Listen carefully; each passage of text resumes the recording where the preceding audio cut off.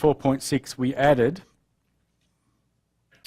and you've seen it today already plenty of times, we've added the fact that NeoPack handles comps from NeoComposite or NeoComposite, and groups from NeoGroup. You'll see them in the NeoPack queue, as we've just did for this girl. We scanned PK1, whatever it was, and that included her composite. And you see it in the NeoPack queue, and you can print it along with her other stuff. Now, as magical as that is, the obvious thing I need to point out is that you need to have created the comp in NeoComp first.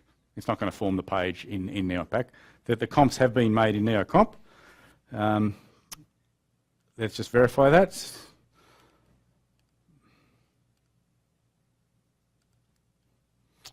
What's it called? Border headers.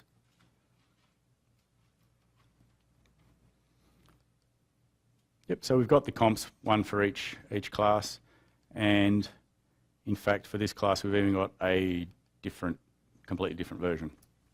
Okay, so when we scan our orders in NeoPack,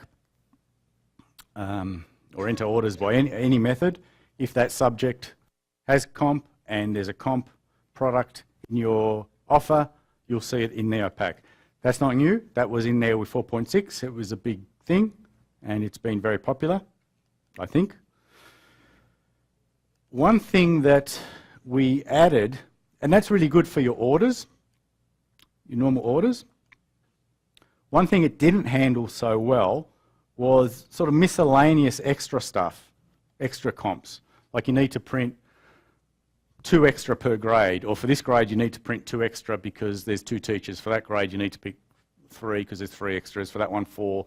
Randomly you've got to reprint extra groups, be they comps or groups. So I'm just using comps as an example, Karen, but everything I say here also applies to groups. So do you understand what I'm saying? You understand the problem? In NeoComp it's easy. You can just go into the column and say print extra copies, however many you need, and you print them from NeoComp. But if you wanted to print them in NeoPack, along with the, let's call them the regular ordered comps, not so good. So we added the ability to just simply point and click comps and groups in NeoPack, and at the same time do extras.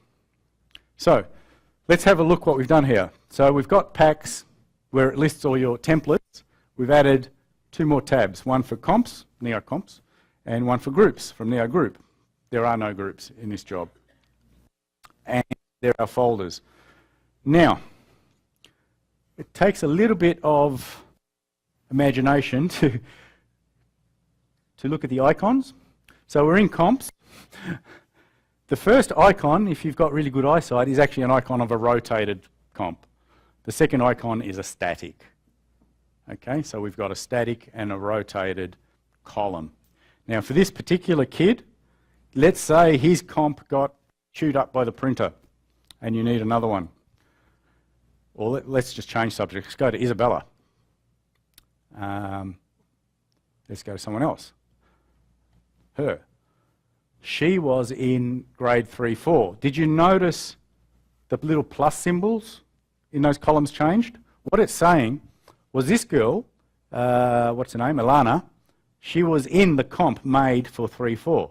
See there's a plus symbol? So if I click that plus symbol, I will get her rotated comp. You just change this so it's easier to see. Yep, that's her in the rotated comp. Would you agree? If I click the plus symbol under the static icon, I'll get her static comp. Okay, and now we can print those. So we've just point and clicked an extra comp for her. That's not to say that even while she's selected, we could probably click on, for some reason she may want to order one for her friend who's in grade 1 and 2. If I click either of those 2 columns, I'll get the static version, the static comp for grade 1 and 2. Let's make this bigger so it's easier to see. And let's just change that. Okay. So when I clicked the plus symbol in the rotated column for her grade, where there was a plus symbol, I got her rotated. Or I point and click that plus symbol, I get her static. But at the same time, while she's selected, I can order any of the other statics.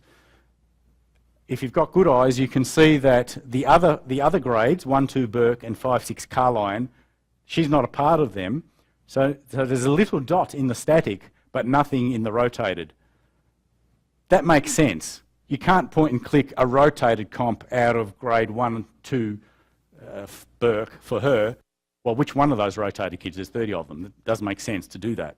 So if we click 1, 2 Burke for her, we're going to get the static, right? Does that make sense? And if we went to another kid who's in a different folder, the plus symbols change. So this girl's in Carline, so I can actually order her comp, her rotated comp, okay? So that's easily how you can point and click specific rotated or static comps for your different subjects in the same way you can for layout. It's a very, very simple methodology. You point and click. However, what if you've got a list of paper? There's only 3 grades in this school, but you might have 20, and the first grade, you just need to print the extra copies for the teachers.